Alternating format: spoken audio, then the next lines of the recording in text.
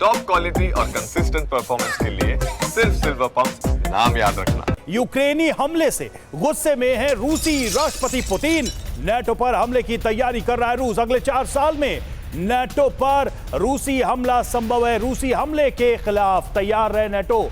Germany के रक्षा प्रमुख Carsten Breuer ने यह दावा किया है। तो नेटो से देखिए टकराव अब और बढ़ेगा और यह टकराव एक बड़ी जंग की तरफ इशारा कर रहा है।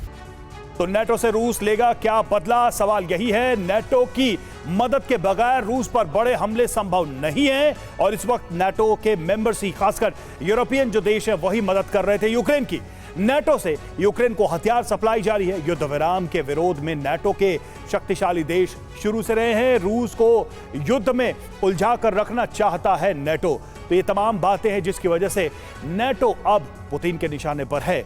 और देखिए, रूस यूक्रेन के बीच चल रही जंग महायुद्ध की तरफ का रुख कर चुकी है। यूक्रेन ने रूस के अंदर घुसकर यह बड़ा हमला किया है। अब बारी रूस की है और पुतिन ने भी बड़े हमले का प्लान तैयार कर लिया है।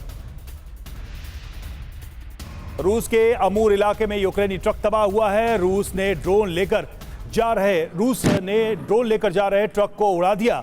4 ट्रकों से यूक्रेन ने ड्रोन अटैक किए थे। 2 ट्रकों को रूसी सेना ने तबाह कर दिया और ड्रोन को एक ट्रक से एक्टिव किया गया। ये जो जानकारी सामने आ रही है वो हम आपको बता रहे हैं। रूस के बॉम्बर को इसे निशाना बनाया गया। रूस के बॉर्डर के पास खड़े ट्रकों से ये हमले किए गए।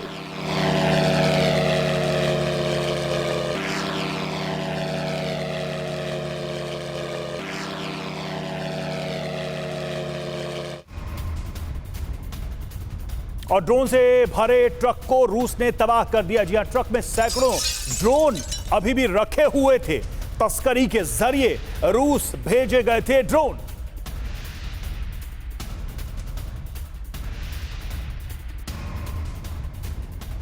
और रूस के बेलाया एयरबेस पर भारी तबाही हुई है। एयरबेस पर खड़े बॉम्बर को नुकसान पहुंचा है। बेलाया एयरबेस की सैटेलाइट तस्वीरें सामने आ गई हैं। तस्वीरों में दिखाई दे रहे हैं 5 बॉम्बर्स जिनको पहुंचा है नुकसान।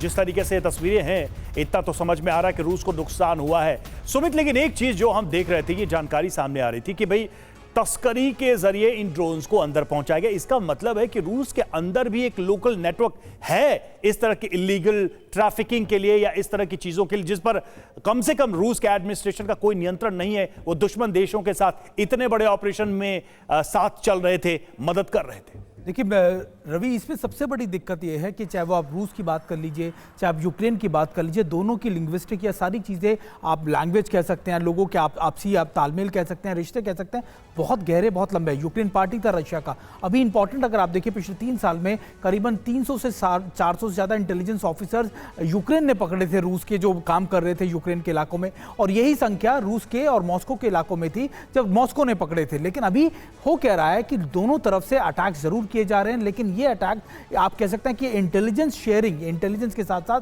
आप टेक्नोलॉजी का कैसे मिश्रण कर कर अपने दुश्मन को अटैक कर सकते हैं, उसको नुकसान पहुंचा सकते हैं, ये उसका बड़ा एग्जांपल है। लेकिन आप देखिए कि ये सारी चीजें, चाहे वो आप ट्रक्स में भरकर लगातार ड्रोन्स को सप्लाई किया गया, वो भी इतने डीप इनसाइड इलाकों के अंदर, ये दर्शाता है कि ये इंटेलिजेंस फेलियर है रूस की तरफ से, खास तौर पर उन इलाकों में जहां पर रूस ये मानता था कि ये इलाके बहुत सिक्योर हैं। कई बार तो इसको अगर देखें तो लगता है कि ये नॉर्मल जो रूटीन हाईवेज पर चेकिंग अभियान होते हैं उसका भी फेलियर, एक नॉर्मल एडमिनिस्ट्रेशन का। मतलब इतने बड़े कंटेनर्स जंगलों से, पगडंडी से तो होके आ नहीं सकते, बड़ी सड़कों से, मुख्य रास्तों से होकर आएंगे, और तब भी कहीं किसी ने उनको रोका नहीं।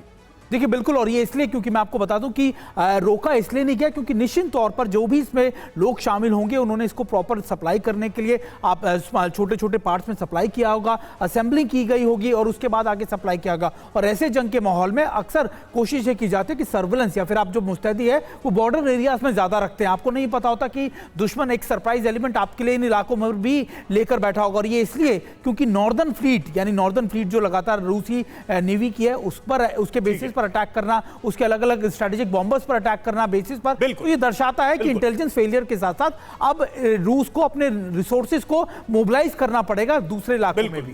बिल्कुल। और मुझे लगता है कि रूस के अंदर भी स्थितियां पूरी तरह से बदल जाने वाली हैं इस हमले के बाद से। और देखिए, यूक्रेनी हमले पर बोरिस जॉनसन का बयान सामने आया। यूक्रेन का हमला तकनीकी रूप से प्रभावशाली, रूसी सैन्य टारगेट भेदने में पूरी कोशिश की है पुतिन नागरिकों का कत्लेआम करते हैं, यह भी बोरिस ने कहा।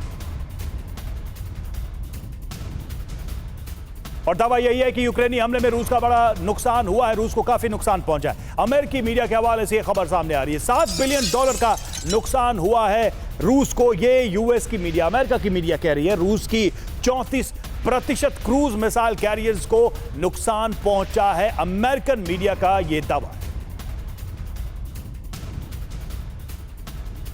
और हमले के बाद रूस में हाई अलर्ट है। जी हां, मॉस्को समेत कई शहरों में एयर रेड सायरन अलर्ट पर रखा गया है। लोगों को सावधान रहने के निर्देश दिए गए हैं। जरूरी काम होने पर ही घरों से निकलने की अपील की गई है लोगों से।